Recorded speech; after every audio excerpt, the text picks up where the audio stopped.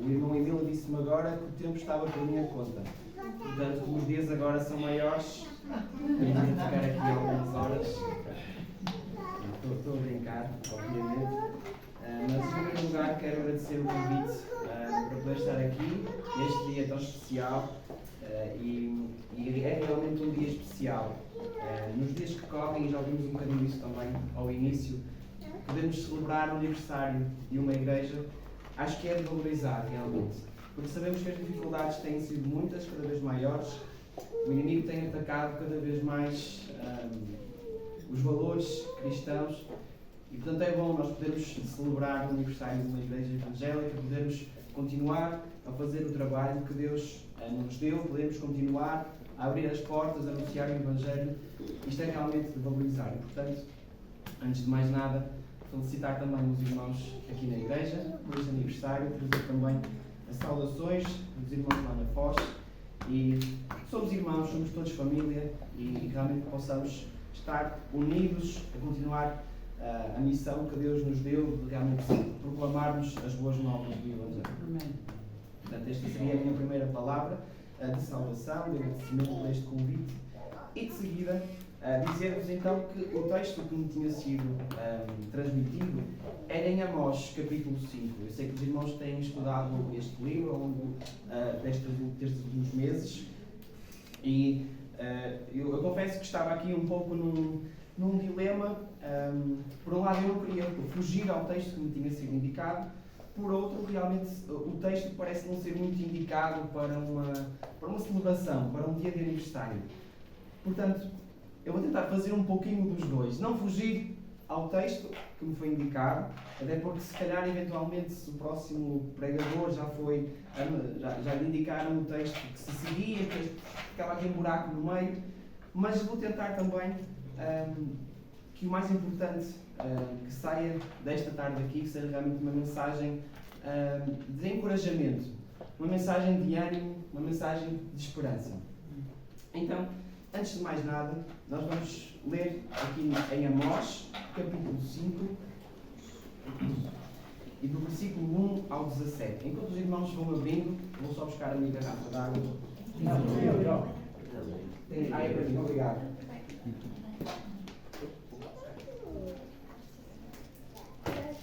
Hoje a minha voz decidiu aqui dar-me uma rasteira. Ok. Isto é uma boa ideia. Tenho que partilhar lá na igreja. Então, Amós capítulo 5. Vamos ler do versículo 1 até ao versículo 17. Diz assim: Ouvi esta palavra que levanto como lamentação sobre vós, ó casa de Israel. Caiu a Virgem de Israel, nunca mais tornará a levantar-se. Estendida está na sua terra, e não há quem a levante. Porque assim diz o Senhor Deus: a cidade da qual saem 1000 conservará 100, e aquela da qual saem 100 conservará 10 à casa de Israel. Pois assim diz o Senhor à casa de Israel: buscai-me e vivei. Porém, não busqueis a Betel, nem venhais a Gilgal, nem passeis a Beceba, porque Gilgal certamente será levada cativa, e Betel será desfeita em nada. Buscai ao Senhor e vivei, para que não irrompa na casa de José como um fogo que a consuma, e não haja em Betel quem o apare. Vós que converteis o juízo em alosna e deitais por terra a justiça. Procurai o que faz o sete estrela e o Orião, e torna a densa treva em manhã, e muda o dia e noite. O que chama as águas do mar e as derrama sobre a terra. Senhor é o seu nome. É Ele que faz vir súbita destruição sobre o forte e ruína contra a fortaleza. Aborreceis na porta ao que vos repreende e abominais o que fala sinceramente. Portanto, visto que pisais o pobre e dele exigis tributo de trigo, não habitareis nas casas de pedras labradas que tendes edificado, nem bebereis do vinho das vides desejáveis que tendes plantado. Porque sei serem muitas as vossas transgressões e graves os vossos pecados. Afligis o justo, tomais suborno e rejeitais os necessitados na porta. Portanto, o que for prudente guardará então silêncio, porque é tempo mau. Buscai o bem e não o mal, para que vivais. E assim o Senhor, o Deus dos exércitos, estará convosco, como dizeis. Aborrecei o mal e amai o bem, e estabelecei na porta o juízo. Talvez o Senhor, o Deus dos exércitos, se compadeça do restante de José. Portanto, assim diz o Senhor Deus dos exércitos: em todas as praças haverá pranto, e em todas as ruas dirão: ai, ai! E ao lavrador chamarão para o pranto, e para o choro os que sabem prantear. Em todas as vinhas haverá pranto, porque passarei pelo meio de ti, diz o Senhor. Então, neste capítulo, Amós basicamente está a levantar aqui uma lamentação. A lamentação era um cântico, uma poesia que se proclamava, anunciava num momento fúnebre, portanto, num funeral de alguém conhecido, de um parente, eventualmente de um líder, alguém também importante. E era também usado por profetas, como neste caso, para lamentar a morte de uma cidade, de um povo, de uma nação. Certamente que já nas outras semanas em que falaram sobre este livro de Amós, sobre as mensagens de Amós, né, falaram do contexto em que este livro foi escrito. Não é? Mas não é demais lembrar o contexto em que o povo de Israel se encontrava neste momento. Não é? Israel, neste tempo, vivia tempos de prosperidade. Com este rei, Jeroboão II, o reino cresceu, portanto, foi um rei com várias vitórias em muitas batalhas, ele anexou novos territórios, o território geográfico expandiu-se, era um tempo também de prosperidade material, de riqueza, e é neste contexto que Amós então se levanta, levantado por Deus, para anunciar a ruína de Israel. Não é?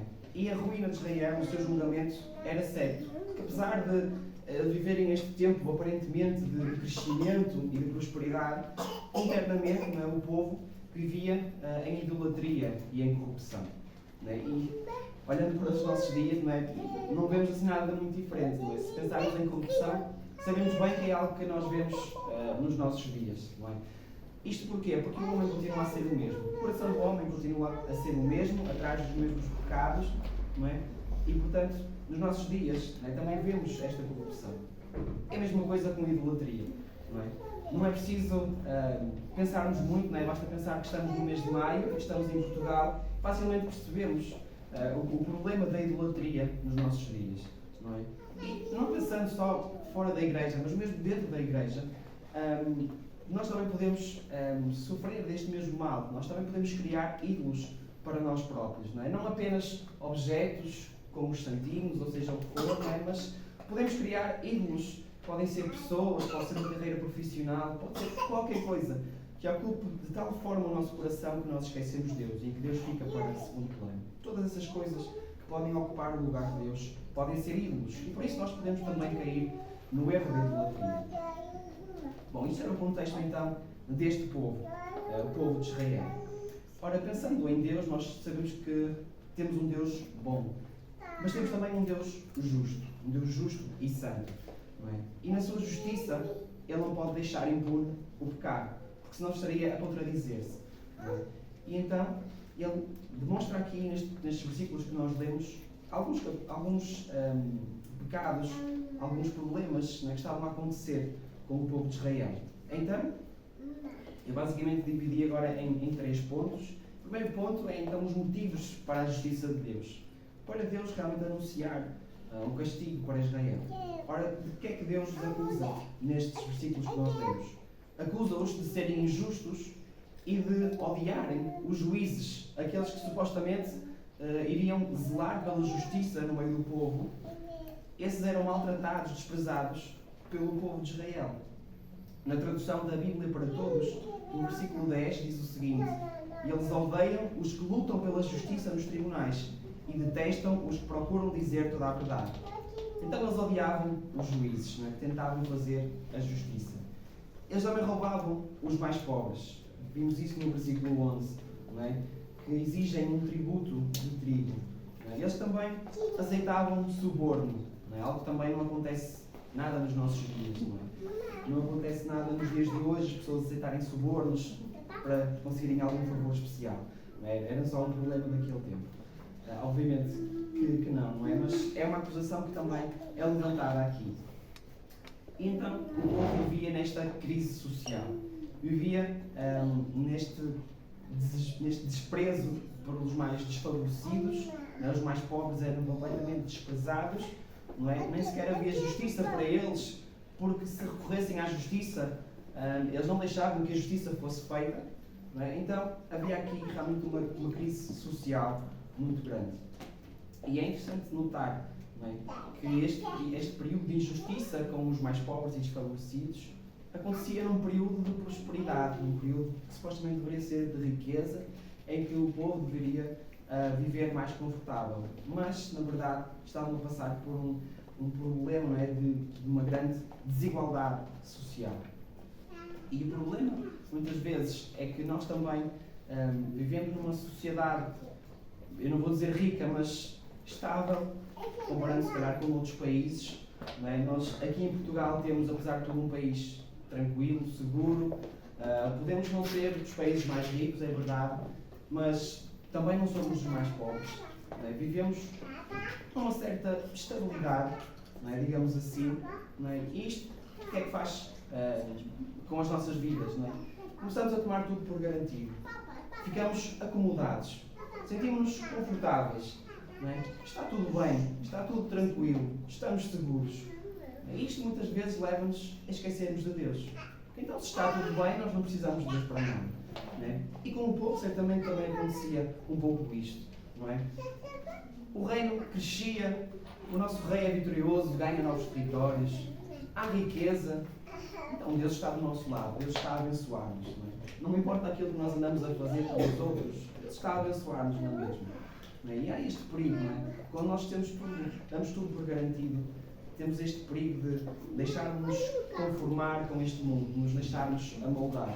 E por isso Paulo também nos alerta, não vos conformeis com este mundo. Ele dá-nos esse alerta precisamente para não ficarmos confortáveis com aquilo que está à nossa volta. Mas nós vivemos então num país que, apesar de ter muitos defeitos, é verdade, é então um país calmo, tranquilo, até com um clima ameno. Não sofremos de muito frio no inverno, também não temos calor extremo como em alguns países, não é, durante o verão. Temos um país tranquilo e esse é o nosso perigo, não é? Podermos acomodar, deixarmos ficar confortáveis e deixarmos que o inimigo avance e que faça o seu trabalho e que nós esqueçamos de Deus. Não é? E aquilo que nós podemos ver aqui, não é realmente esses tempos de prosperidade causarem esse afastamento de Deus, esse esquecimento de Deus. Não é? E, na verdade, não só isso, mas eles também eram hipócritas na sua adoração a Deus. Não é? Isso, sendo eles hipócritas, não queriam saber de Deus para nada, aplicando as coisas desta forma, a sua relação com o seu próximo também era prejudicada. Não é?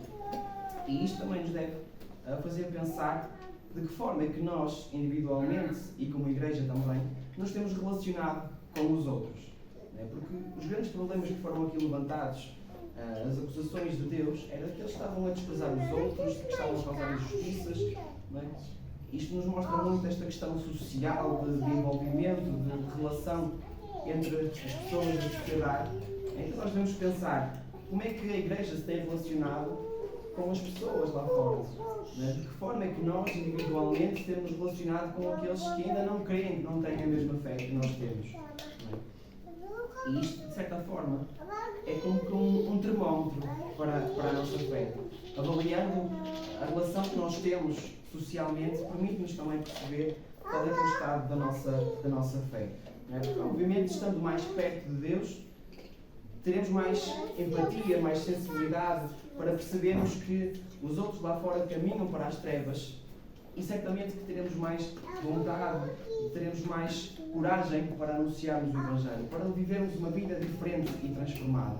E isto leva-me então ao segundo ponto, que é sondar a nossa vida. O povo estava cego. Eles não entendiam que estavam longe de Deus. Achavam que por ser o povo eleito de Deus que estavam imunes a qualquer julgamento. E por isso os profetas eram muitas vezes desprezados. Não é? E já vimos que naquele tempo, não é? Com aquela prosperidade, com aquela capacidade militar que eles tinham, não é? Porque é que Deus nos iria querer julgar agora se Ele nos está a dar todas estas bênçãos? Não é? Não fazia sentido.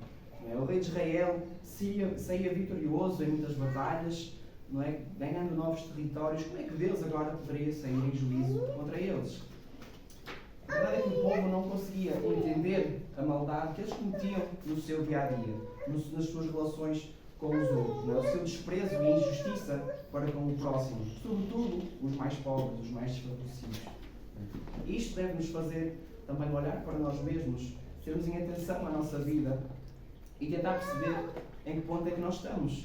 Se realmente nós também conseguimos, de forma imparcial, olhar para nós e perceber de que forma é que a minha vida reflete realmente Jesus Cristo, de que forma é que eu no meu dia-a-dia, as minhas ações, as minhas palavras demonstram a minha fé, aquilo que eu digo ao domingo, aquilo que eu canto ao domingo.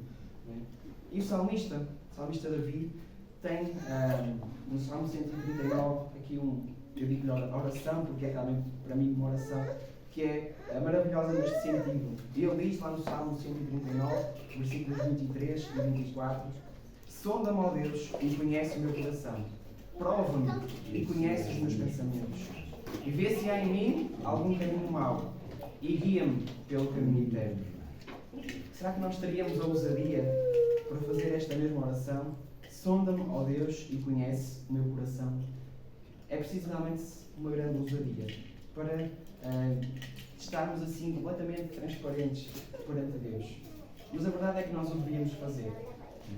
Porque mesmo que nós achemos que não, Deus sabe todas as coisas e Ele nos conhece. E Ele nos sonda, não é? Mesmo que nós não queiramos, Ele sabe todas as coisas. Mas nós, com o auxílio de Deus, orientados pela Sua Palavra, com a ajuda do Espírito Santo na nossa vida, nós de facto devíamos olhar para nós, fazermos uma avaliação, permitir que Deus realmente revele o nosso pecado, as nossas falhas, e permitir que realmente Deus nos mostre se há em nós algum caminho mau. O povo não percebia o seu pecado porque estava longe de Deus, estava longe daquilo que era o caminho certo, tinha-se esquecido dele. E nós também só podemos entender o nosso pecado se olharmos para a palavra e entendermos aquilo que Ele espera de nós. Só quando a luz incide sobre alguma coisa é que nós podemos ver certas impurezas, certas manchas. Deixem-me dar aqui 2 exemplos rapidamente.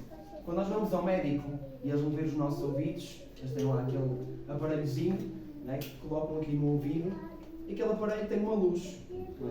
Porque senão, eu estava a olhar para aqui e ele não via nada, está tudo escuro. Mas ele tem uma luz que é para poder ver se realmente está tudo bem ou se há algum problema. Da mesma forma, quando nós vamos ao dentista e nos sentamos lá naquelas cadeiras, a olhar para o teto, eu ouvi dizer que agora até há dentistas com televisões no teto. Eu já não vou há uns anos, deveria ir mais vezes, já estou desatualizado, mas parece que agora até há dentistas com televisões no teto. Mas, antes de chegarmos à televisão, há uma outra coisa que metem aqui à nossa frente, que é uma luz grande, para nós estarmos ali, boca aberta, e o dentista a ver os nossos dentes e, com a ajuda da luz, perceber se há cáries, se não há cáries, se o dente está desvitalizado, essas coisas todas, que certamente também sabem. Mas a verdade é que, se não houvesse luz, o dentista não conseguia perceber esses problemas.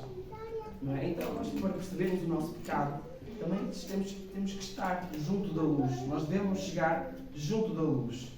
Chegar junto da luz é chegar junto de Jesus. Jesus não é a luz do mundo. Então nós temos que nos chegar a Jesus. E chegar junto a Jesus é chegar também junto da palavra de Deus. Jesus também é o Verbo. Ele é o Verbo encarnado. Ele é também a palavra. Então, o centro, o segredo é de facto Jesus. Chegarmos a Jesus, que é a luz, que é a palavra. Nós precisamos de nos chegar a Ele para que Deus nos possa sondar, para que nos possa mostrar aquilo que está mal e guiar-nos então pelo caminho interno.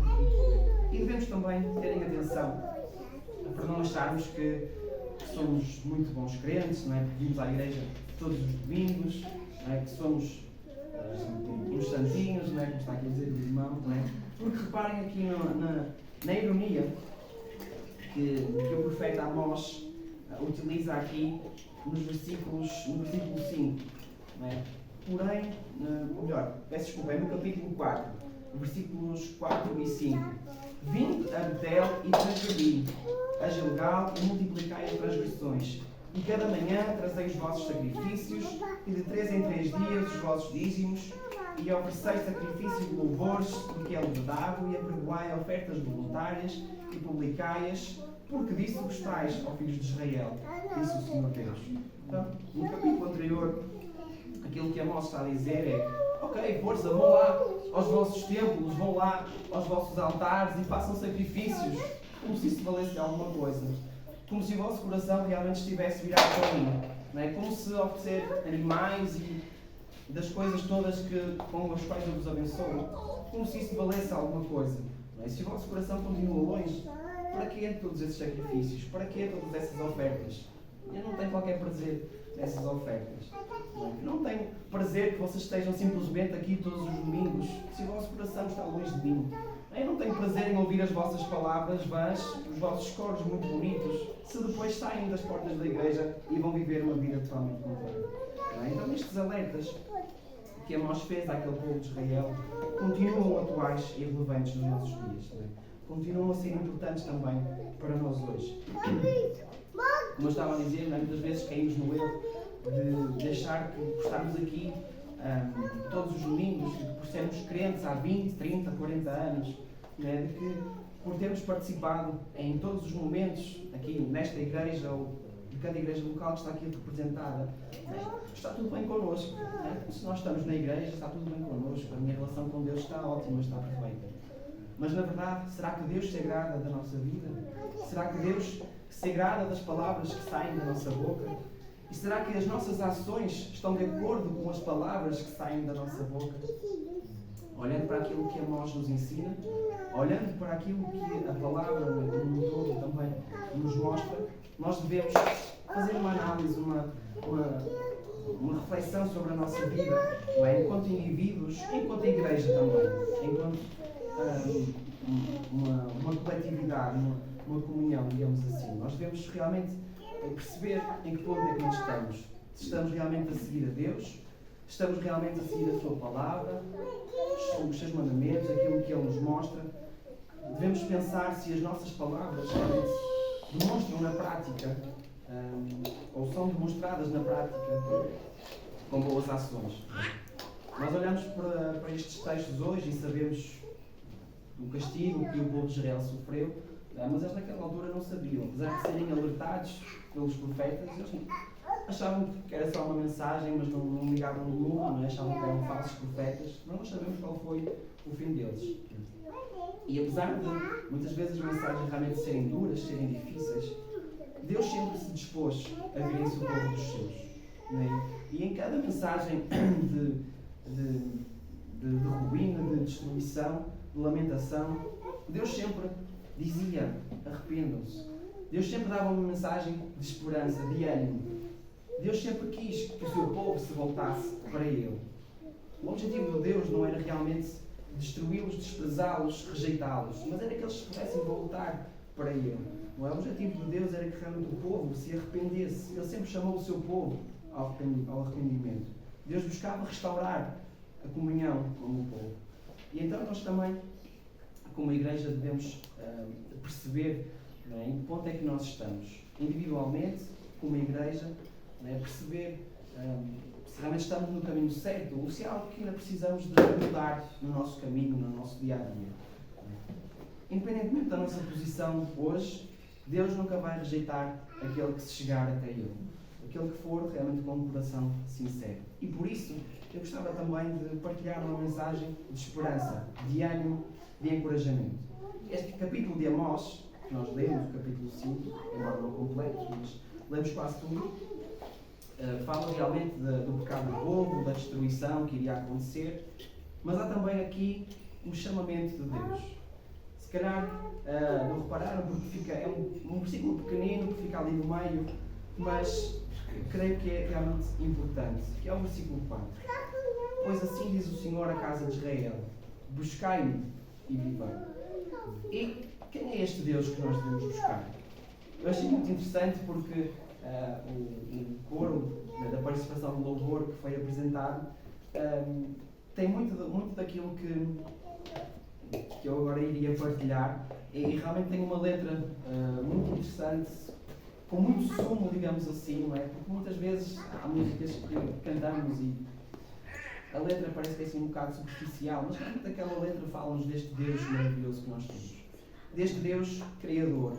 Não é? O Deus, como nós lemos no versículo 8, que fez as constelações, não é? Que fez todo o ciclo da água e todas as questões da física e todas as galáxias, não é? E é realmente um Deus tremendo, é um Deus soberano, é um Deus criador, é um Deus todo-poderoso, é um Deus omnisciente, é um Deus omnipresente, é um Deus omnipotente. Não é? É este Deus que nós devemos buscar. Ontem de manhã eu estava com a minha família na praia e nós estávamos a brincar lá à beira da areia molhada, à beira do mar, e o mar estava a encher. E nós estávamos lá distraídos e de repente começam a vir ondas assim um bocadinho mais fortes. Até que veio uma que passou por nós, o meu mais velho ainda conseguiu escapar-se, o mais novo estava lá sentado e foi apanhado pela onda e até caiu assim para trás. Ficou assustado. E depois achei interessante, nós estávamos a ir para a toalha e o mais velho perguntou-me assim: "Ó pai, porquê que o mar não sobe aqui pela areia toda?" E logo naquele momento me vieram à mente aqueles versículos que nos dizem que Deus impôs um limite ao mar e ele não ultrapassará. E realmente é interessante, porque todos os rios do mundo correm para onde? Para o mar. Mas o mar não se enche, não é? O mar está sempre no mesmo lugar. Não é? Apesar de que às vezes há aquelas ondas maiores, não é? E os tsunamis e tudo mais, não é? Mas de forma geral, o mar permanece no seu lugar. Não é? E é interessante, eu fui procurar realmente alguns versículos, e há um versículo interessante em Jeremias, capítulo 5, 22, que nos diz: "Porventura não me temereis a mim, diz o Senhor, não temereis diante de mim, que pus a areia por limite ao mar, por ordenança eterna, que ele não traspassará, ainda que se levantem as suas ondas, não prevalecerão, ainda que bramem, não a traspassarão." É este Deus que nós devemos buscar. Este Deus que impôs limites, não é, à criação, a tudo aquilo que existe. Não é? E esses limites não podem ser quebrados, porque Ele é o Deus todo-poderoso, é o Deus Criador, que fez todas as coisas. E este Deus que é tão grande, que é tão poderoso, não é? Parece tão distante, parece algo inatingível. E é, na verdade, um Deus que procura, que faz o caminho inverso e que vem procurar a cada um de nós. É um Deus carinhoso, bondoso, é um Deus que realmente busca comunhão com a sua criação e quer ter comunhão com cada um de nós e quer que nós o busquemos de forma verdadeira. Mas é também um Deus santo e justo. Este é o Deus que nós devemos buscar. O Deus que é apresentado aqui, em Amós, no versículo de Jeremias que nós lemos, é o mesmo Deus hoje. É o mesmo Deus ontem. É o mesmo Deus amanhã. É o mesmo Deus eternamente. Este é o Deus que nos trouxe aqui nesta tarde. Este é o Deus que tem sustentado a igreja aqui no Mial ao longo de 51 anos. Este é o Deus que tem sustentado a cada um dos seus, a cada um dos seus filhos ao longo das suas vidas. Nós conhecemos aquele versículo que diz, lá em Tiago, não é, que Deus não muda e nele nem sequer há sombra de variação. E há também um versículo em Malaquias que diz: "Porque eu, o Senhor, não mudo." Não é? Isto dá-nos o quê? Dá-nos segurança. Porque nós podemos acreditar nele, podemos confiar nele, podemos entregar as nossas vidas a ele. Porque ele é esta rocha firme, estável, não é? Que não vai mudar a sua palavra amanhã. Não é como os nossos políticos, não é? E acabamos de passar por um período de campanhas e de eleições, não é? E agora é que vamos ver o que é que vai acontecer daqui para a frente, não é? Porque as palavras são todas muito bonitas. Sejam eles mais à direita ou mais à esquerda, não é isso que está aqui em causa, não é? Mas sabemos que todos eles têm palavras muito bonitas para nos dizer. Mas depois, na verdade, quando chegam ao poder, as coisas mudam um bocadinho de figura, não é? E a palavra que ontem era válida, depois já não interessa, depois já não pode ser concretizada, depois acontecem mil e uma coisas e aquilo já não pode acontecer. Mas o nosso Deus disse estas mesmas palavras há milhares de anos atrás e elas continuam válidas hoje e continuarão válidas para sempre. Porque os céus e a terra passarão, mas as palavras que estão aqui escritas, a palavra de Deus não passará. Deus é o mesmo ontem, hoje e para sempre. Então nós podemos confiar nele, nós podemos depositar a nossa vida nele, entregar tudo a ele, porque ele é digno de toda a nossa confiança. Não é? Nós somos desafiados, não é? Aqui Deus está a desafiar o povo a buscá-lo e a poder encontrar nele a vida, não é? E nós somos também desafiados a buscá-lo. Mas deixem-me dizer-vos é uma coisa. Buscar a Deus não é só vir à igreja todos os domingos. É bom que o façamos, atenção. É muito bom estarmos aqui. Mas buscar a Deus é mais do que vir à igreja. Buscar a Deus é mais do que participarmos, não é, dos, permitem-me usar esta palavra, rituais da igreja. Não é? Estar no culto, sentadinho, levantar para cantar, levantar para orar, não é? Dar uma oferta. É mais do que isso. Então, de que forma é que nós devemos buscar ao Senhor? Mais uma vez vou recorrer a Jeremias. Jeremias 29, 13. E diz-nos assim: E buscar-me-eis e me achareis, quando me buscardes com todo o vosso coração. Com todo o nosso coração. E é assim que Deus quer que nós o busquemos. É assim que nós devemos buscar a Deus. Caso contrário, nós não o acharemos. Não é? Caso contrário, será como o povo de Israel que ia fazer os seus sacrifícios lá a Betel, não é? E aqueles sacrifícios eram vãos e não valiam de nada. Não é? Mas se nós buscarmos a Deus verdadeiramente, nós vamos poder achá-lo. Nós vamos poder receber alegria, perdão, esperança, ânimo e coragem que vêm dele. Não era apenas o povo de Israel que precisava de ouvir estas palavras naquela altura. Nós hoje também precisamos de ouvir estas palavras. Também precisamos de ouvir: busquem-me. Hoje Deus está a dizer-nos para o buscarmos, para o seguirmos. E este é o primeiro passo. Nós devemos buscá-lo. E depois, fruto dessa comunhão que nós temos com Deus, também o nosso relacionamento social deve ser transformado. Também ele deve mudar. Como dizia aqui também Amós 5,14: buscai o bem e não o mal, para que vivais, e assim o Senhor Deus dos Exércitos estará convosco. Buscai o bem, para quê? Para que realmente esse bem se pudesse multiplicar entre o povo, para que os mais desfavorecidos, os mais pobres, que eram tão injustiçados, pudessem também eles receber justiça, para que o povo pudesse realmente estar em harmonia. E nós também precisamos de procurar estabelecer pontos com aqueles que ainda não conhecem a Jesus, para que nós também possamos ser testemunhas de Jesus, para que eles possam conhecer as boas novas do Evangelho. E há aqui esta promessa, não é, de que se buscarmos o bem e não o mal, Deus estará connosco. Não é? Se nós formos obedientes à sua palavra, Deus é connosco. Não é? E esta é uma promessa que se estende a todos os que são seus. Não apenas ao povo de Israel, mas também para nós hoje. Apesar de todas as dificuldades e mesmo os castigos que Israel sofreu, ao longo da história do povo, não é? Deus sempre cuidou deles. E sempre lhes deu esta esperança. E sempre guardou aquele pequeno punhado de Israel, dando-lhes esperança de que eles iriam ser restabelecidos. E assim Deus fez com eles. Deus sempre cuidou deles, porque os amava. E nós hoje também somos povo seu. E Ele também nos ama. Ele também cuida de nós. Amém. Igreja do Lumiar, Deus ama-te. É? Deus está contigo. Deus cuida de ti. Certamente que, e já ouvimos também nesta tarde alguns testemunhos sobre isso, e certamente que ao longo de 51 anos há muitos testemunhos, há muitos episódios que se poderiam a contar da forma como Deus tem sido fiel, da forma como Deus tem cuidado, tem sustentado. Não é? E estou certo que, independentemente do que possa vir a acontecer no futuro, não é? Deus sempre será com os seus, Deus sempre será com os irmãos na Igreja do Mundial, na Igreja de Foz, em qualquer lugar. Deus sempre se importa com o seu povo. Ele é realmente a fonte do nosso ânimo, a fonte da nossa alegria, a fonte da nossa esperança, a fonte da nossa força.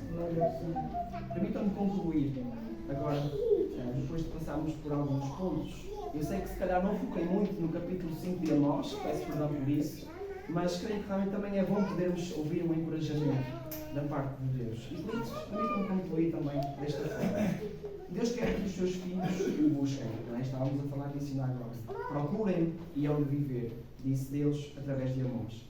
Mas Ele também diz para não ir procurar a Betel, não é? Para não irem procurar ao sítio errado. Porquê? Deus sempre se agradou de quem o buscava com sinceridade.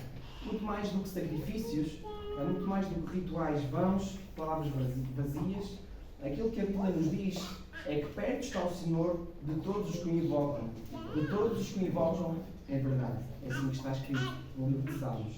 Então, para a Igreja do Anual e para cada um de nós, enquanto crentes, perto está o Senhor de nós, se nós o invocarmos de verdade. Deus não se vai esconder. Deus não vai fugir de nós. Deus não se vai colocar longe, afastado. Pelo contrário, mesmo nos momentos em que somos nós a afastar-nos, não é? Como o povo também andava afastado, Ele vai falar connosco através da sua palavra.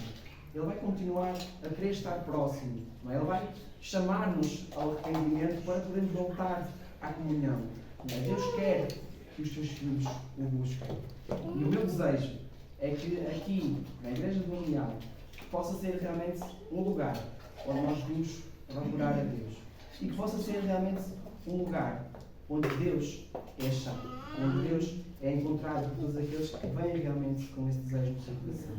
Um lugar onde Deus é realmente exaltado, glorificado, onde Ele é invocado, e invocado de verdade.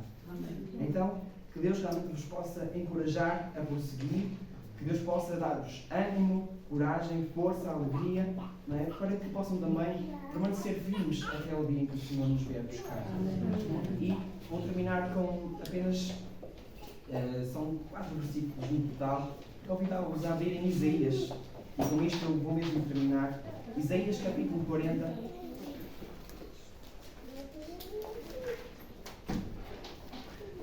E no final deste capítulo, vamos ver do versículo 28 ao 31. Isaías 40, 28 a 31.